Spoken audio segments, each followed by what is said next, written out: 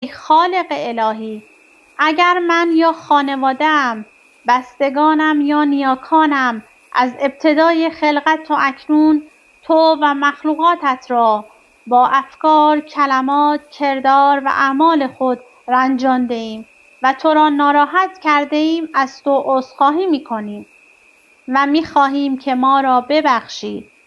بخشش توست که قفل همه مشکلات را باز می‌کند.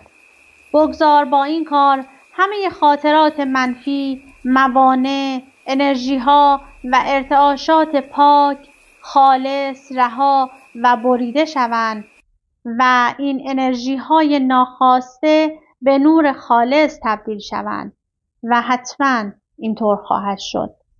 و قشنگترین جمله این کتاب را برایتان می‌خوانم و کتاب را تمام می‌کنیم. برایت آرامشی ورای درک آرزو می‌کنم. امیدوارم که از این کتاب لذت بردید.